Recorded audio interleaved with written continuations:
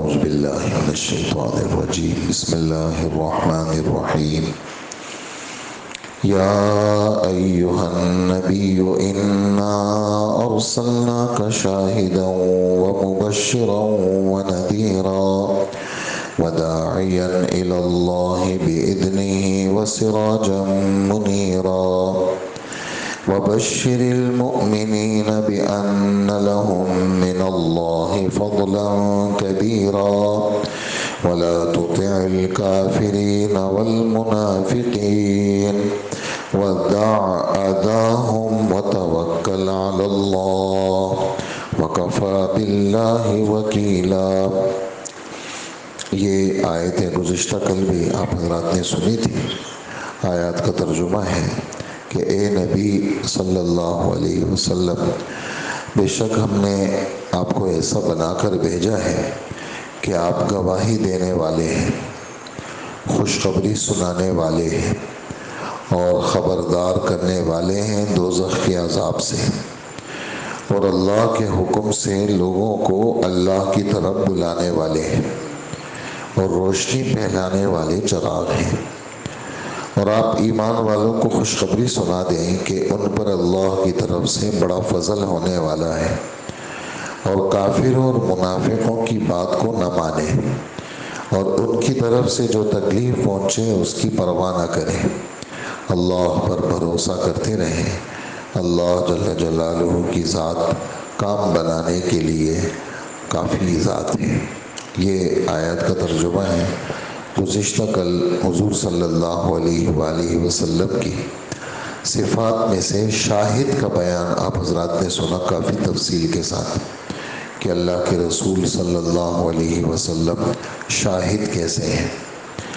اور دوسری صفت ہمارے رب نے بیان فرمائی ہے کہ حضور صلی اللہ علیہ وآلہ وسلم مبشر ہیں۔ مبشر جنت کی خوشخبری دینے والا۔ اسی طرح بشیر کا لفظ بھی آپ حضرات سنتے ہوں گے، وَمَا أَرْسَلْنَاكَ إِلَّا كَافَّةً لِلنَّاسِ بَشِيرًا وَنَذِيرًا۔ ہم نے آپ کو ساری انسانیت کے لیے بشیر بنا کے بھیجا ہے۔ بشیر جنت کی خوشخبری دینے والا، بشارت دینے والا، خوشخبری سنانے والا۔ اور ہم نے آپ کو نذیر بنا کے بھیجا ہے۔ نذیر دوزخ کے عذاب سے خبردار کرنے والا، ڈرانے والا۔ یہ تین صفتیں ہو گئیں۔ شاہد میں کافی ساری باتیں آ گئی کل، اور مبشر یہ واضح ہے، نذیر بھی واضح ہے۔ چوتھی صفت ہمارے رب نے بیان فرمائی ہے کہ آپ اللہ کی اجازت سے، اللہ کے حکم سے، اللہ کی طرف لوگوں کو بلانے والے ہیں۔ اللہ کی اجازت سے، اللہ کے حکم سے، اللہ کی طرف لوگوں کو بلانے والے ہیں۔ اور یہ وصف آپ کا ایسا ہے کہ ابتدائے نبوت سے لے کر جس وقت سے آپ کو یعنی دعوت کا حکم ملا، یا ایھا المدثر والی آیت سے، قم فانذر، آپ کھڑے ہو جائیے اور آپ لوگوں کو دعوت دیں، لوگوں کو ڈرائیں۔ اس وقت سے لے کر کے آخری سانس تک اللہ کے رسول صلی اللہ علیہ وسلم داعی تھے، اللہ کی طرف بلانے والے تھے۔ اس میں ایک نقطہ لکھتے ہیں علماء کرام، وہ کہ فرماتے ہیں مفسرین کہ دعوت والی صفت کو اللہ جل جلالہ کے اذن اور اللہ کی مدد کے ساتھ مقید کیوں کیا؟ فرماتے ہیں، لکھتے ہیں مفسرین کہ چونکہ یہ کام مشکل کام ہے اور عمومی طور پر لوگوں کی طرف سے تکالیف کا سامنا ہوتا ہے، تو یہ تکالیف اللہ کی مدد کے بغیر آسان نہیں ہو سکتی۔ اللہ کی مدد ہوگی، اللہ کی اعانت ہوگی تو آسان ہوگی۔ اسی وجہ سے اللہ کے رسول صلی اللہ علیہ وسلم کی یہ صفت ہے۔ اور جتنے اوصاف ہیں، ایک تو وہ چیزیں ہیں جو اللہ کے رسول کی زندگی کے ساتھ خاص ہیں اور اس کی خصوصیت کی وضاحت ہو گئی ہے۔ ایک یہ ہے کہ حضور صلی اللہ علیہ وآلہ وسلم کی وہ صفات جو آپ کی زندگی کے ساتھ خاص نہیں ہیں، بلکہ آپ نے چاہا ہے کہ یہ چیز امت کی طرف منتقل ہو۔ انہی میں سے ایک صفت یہ بھی ہے کہ لوگوں کو اللہ کی طرف بلانا، اور لوگوں کو اللہ کی طرف بلانا یہ بھی ایک ڈھنگ ہے، ایک سیکھنے کی چیز ہے۔ جیسے دنیا کے اندر بہت ساری چیزیں سیکھی جاتی ہیں، لیکن یہ والی بات کہ بھئی اللہ کی طرف کیسے بلائیں، تو ہمارے رب نے جا بجا اس کو بھی ذکر کیا ہے۔ جیسے 14ویں پارے کے آخری صفحے پہ ایک آیت ہے، ہمارے رب فرماتے ہیں ادعو الی سبیل ربک بالحکمت والموعظۃ الحسنہ، آپ اپنے رب کے دین کی طرف لوگوں کو دعوت دیں حکمت اور بصیرت کے ساتھ۔ حکمت کے ساتھ کہ دعوت کیسی دینی چاہیے اور کس انداز سے آدمی دعوت دے تاکہ سانپ بھی مر جائے، لاٹھی بھی نہ ٹوٹے، سامنے والے کے دل پہ اثر بھی کر جائے، اس کی زندگی بھی بدل جائے، اور اس کی بے عزتی بھی نہ ہو، اس کی آبروریزی بھی نہ ہو، اور اس تک حق بات پہنچ بھی جائے، اور ایسے انداز سے پہنچے کہ والموعظۃ الحسنہ، موعظت وعظ و نصیحت اس کو کہتے ہیں، ایسے انداز سے بات کرنا کہ سامنے والے کا دل نرم ہو جائے اور وہ اللہ جل جلالہ کی بات کی طرف مائل ہو جائے۔ تو یہ چیز لازمی بات ہے، امت کے افراد کی طرف یہ ذمہ داری منتقل ہوئی ہے کہ امت، چونکہ یہ جو امت ہے یہ قیامت تک رہے گی، اور یہ امت قیامت تک حضور صلی اللہ علیہ وآلہ وسلم کی نمائندہ امت ہے، اور اللہ کے رسول صلی اللہ علیہ وسلم کی نائب امت ہے، اور حضور صلی اللہ علیہ وسلم جیسے اللہ کے خلیفہ تھے، ایسے ہی خلافت کا کام اللہ پاک نے اس انسان کو بھی دیا ہے۔ خلافت یعنی اللہ کی بات دنیا میں چل جائے، اللہ کی بات دنیا کے اندر چل جائے، اور یہ والی بات کہ دنیا کے اندر اللہ کی بات چل جائے، حضرت آدم علیہ السلام سے لے کر کے حضور صلی اللہ علیہ وآلہ وسلم کے ہر نبی کو اللہ پاک نے یہ چیز دی ہے۔ 25ویں پارے کے سورہ شورى کے دوسرے رکوع میں اللہ پاک فرماتے ہیں شرع لکم من الدین ما وصى به نوحا، کہ اللہ پاک نے تم سب کے لیے اسی دین کو نافذ فرمایا ہے جس کی اللہ پاک نے وصیت حضرت نوح علیہ السلام کو بھی کی اور سارے پیغمبروں کو بھی کی، اور سارے پیغمبروں سے یہ والی بات ہمارے رب نے فرمائی ہے ان اقیموا الدین ولا تتفرقوا فیہ، دین کو دنیا کے اندر نافذ کرو اور دین کے اندر تفرقے بازی مت کرو، دین کے اندر ایسی حرکت مت کرو جس سے لوگ دین سے بیزار ہو جائیں، اور دین کو آسان کر کے لوگوں کے سامنے پیش کرو۔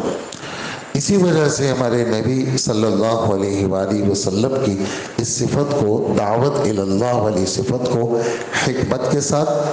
اور موعظہ حسنہ کے ساتھ مقید کیا کہ اچھی طرح نصیحت کر کے اور حکمت اور بصیرت کے ساتھ آپ اللہ کے حکم سے اللہ کی طرف لوگوں کو بلانے والے ہیں۔ 5ویں صفت ہمارے نبی صلی اللہ علیہ وسلم کی اللہ پاک نے بیان فرمائی ہے کہ آپ ایک روشن چراغ ہیں، آپ روشن چراغ ہیں، یہ بھی ہمارے نبی کی صفت ہے۔ اگرچہ بعض مفسرین کہتے ہیں کہ روشن چراغ سے قرآن پاک مراد ہے، لیکن چونکہ پوری اس آیت کے اندر ہمارے نبی کے اوصاف کا ذکر ہے، اس وجہ سے سراج منیر سے ہمارے نبی صلی اللہ علیہ وسلم مراد ہے۔ اور ایک عجیب بات لکھی ہے یہاں پر مفسرین نے کہ اللہ جل جلالہ نے ہمارے نبی صلی اللہ علیہ وسلم کو تشبیہ دی ہے روشن چراغ کے ساتھ، اور اس سے اللہ کے رسول صلی اللہ علیہ وآلہ وسلم کا دل مبارک مراد ہے کہ اللہ کے رسول صلی اللہ علیہ وسلم کا دل مبارک منور ہے، جس سے براہ راست حضرات صحابہ کرام نے فیض حاصل کیا، برکات حاصل کی، اور برکتیں حاصل کر کے کائنات کا سب سے افضل ترین طبقہ وہ بنا جنہوں نے براہ راست ہمارے نبی صلی اللہ علیہ وسلم سے دین حاصل کیا، وہ صحابہ کرام ہیں۔ اس کے بعد کے لوگوں نے صحابہ سے حاصل کیا، تابعین سے حاصل کیا، تبع تابعین سے حاصل کیا، لیکن سب سے پہلے جن کو حضور صلی اللہ علیہ وسلم کے دل مبارک سے فیض ملا ہے وہ صحابہ کرام رضی اللہ عنہ کی جماعت ہے۔ اور اسی وجہ سے یہ بات لکھی جا رہی ہے کہ صحابہ کرام نبیوں کے بعد سب سے افضل طبقہ امت کے اندر وہ حضرات صحابہ کرام رضی اللہ تعالیٰ عنہ مجمعین کا ہے۔ اور ایک بات یہ بھی لکھی ہے کہ حضور صلی اللہ علیہ وسلم خود بھی اور جتنے بھی انبیاء گزرے ہیں وہ سارے کے سارے اپنی قبروں کے اندر زندہ ہیں۔ عام مردوں کی بنسبت جو برزخ کی زندگی ہے وہ نبیوں کو زیادہ حاصل ہے، جس کی کیفیت اللہ ہی کو معلوم ہے۔ تو سراج منیر اللہ کے پیغمبر صلی اللہ علیہ وسلم کا دل مبارک روشن چراغ ہے، تو جیسے زندگی کے اندر اللہ کے رسول صلی اللہ علیہ وسلم کے دل مبارک کی برکتیں وہ امت نے حاصل کی ہیں، آج حضور صلی اللہ علیہ وسلم کی وفات کے بعد بھی آپ صلی اللہ علیہ وسلم کی دل کی نورانیت سے برکتیں اور رحمتیں اور فیضان امت کو مل رہی ہیں۔ پھر ایک بات یہ بھی لکھی ہے کہ یہاں پر حضور صلی اللہ علیہ وآلہ وسلم کا جو دل مبارک ہے وہ تو سورج کی روشنی سے بھی اس کی روشنی زیادہ ہے، تو چراغ اور سورج میں تو بہت زیادہ فرق ہے۔ تو اس کا جواب یہ دیا ہے کہ سورج یہ ظاہری دنیا کو روشن کرتا ہے، انسان کی روحانیت کو روشن نہیں کرتا۔ حضور صلی اللہ علیہ وآلہ وسلم کا جو دل مبارک ہے وہ لوگوں کی روحانیت کی بڑھوتری کا سبب ہے، اور سورج ہمارے بس میں نہیں ہے، یعنی سورج تک ہماری رسائی ناممکن ہے، اور روشن چراغ تک رسائی وہ ہمارے بس میں ہے۔ اچھا، سورج کی جو روشنی ہے وہ خاص وقت میں لوگ استعمال کر سکتے ہیں، جب طلوع ہوگا غروب تک ہم سورج کی روشنی سے فائدہ اٹھا سکتے ہیں، لیکن جب غروب ہو گیا اب ہم سورج کی روشنی سے فائدہ نہیں اٹھا سکتے۔ لیکن یہ جو چراغ ہے اس سے ہر وقت ہماری رسائی ممکن ہے اور ہم چراغ سے روشنی حاصل کر سکتے ہیں۔ تو ہر فرد بشر وہ حضور صلی اللہ علیہ وسلم کے انوار و برکات، پھر ہمارے نبی صلی اللہ علیہ وسلم کو جو چراغ کے ساتھ تشبیہ دی ہے، تو آپ صلی اللہ علیہ وسلم کی باتیں سر سے لے کر پیر تک،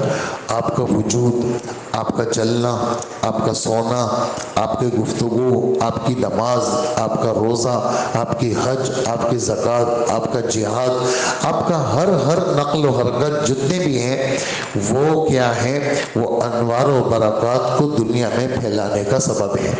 تو یہ اوصاف ہمارے رب نے ہمارے نبی صلی اللہ علیہ وسلم کے بیان کیے ہیں، اور بالکل بعین ہی اسی طرح کے اوصاف تورات کے اندر حضرت موسیٰ علیہ السلام پر جو کتاب اتری ہے اس میں محمد صلی اللہ علیہ وسلم کی صفات حضرت موسیٰ علیہ السلام پر اللہ پاک نے نازل کی ہے۔ عطا ابن یسار ایک تابعی ہیں، وہ صحابی رسول سے پوچھتے ہیں کہ حضرت عبداللہ ابن عمر ابن عاص سے کہ حضرت تورات کا علم آپ کے پاس ہے، آپ ذرا یہ بتائیں کہ ہمارے نبی صلی اللہ علیہ وسلم کے بارے میں تورات کے اندر کیا باتیں ہیں؟ تو اس میں تورات کی گفتگو یہ ہے کہ حضور صلی اللہ علیہ وآلہ وسلم کو اللہ پاک فرماتے ہیں، یعنی اللہ جل جلالہ تورات میں ہمارے نبی کو خطاب کر کے فرماتے ہیں کہ سمیتک المتوکل، ہم نے آپ کا نام متوکل رکھا ہے، اللہ کی ذات پہ بھروسہ کرنے والا۔ لیس بفظ ولا غلیظ، آپ دل کے بھی سخت نہیں ہیں اور آپ زبان کے بھی برے نہیں ہیں۔ ولا صخاب فی الاسواق، اور اے نبی آپ بازاروں میں چیخنے چلانے والے بھی نہیں ہیں، اور ہم نے آپ کو جو بھیجا ہے وہ عرب کے اندر آپ کو بھیجا اور عربوں کی حفاظت کے لیے آپ کو بھیجا۔ حفاظت کا مطلب آپ کی برکت سے اگر آپ نہیں آتے تو ان پر عذاب آتا، آپ آ گئے تو اللہ پاک نے عربوں کو عذاب سے بچایا۔ یہ تورات کی باتیں میں آپ کے سامنے پیش کر رہا ہوں۔ آپ کی برکت سے عربوں کو اللہ پاک نے عذاب سے بچایا، اور آپ ایسے ہیں کہ آپ کی جو امت ہے وہ حمادون ہے، اللہ کی بہت زیادہ صفت بیان کرتی ہے، اور ان کے جو پائنچے ہیں وہ ٹخنوں سے بہت اوپر ہیں، آدھی پنڈلی تک ان کے پائنچے ہوتے ہیں، آپ کی جو امت ہے۔ اور آپ کے جو مؤذن ہیں، اذان دینے والے ہیں، ان کی آوازیں فضاؤں کے اندر بلند ہیں، اور اسی طرح آپ کو اللہ جل جلالہ نے بھیجا ہے کلمہ طیبہ کے پھیلانے کے لیے،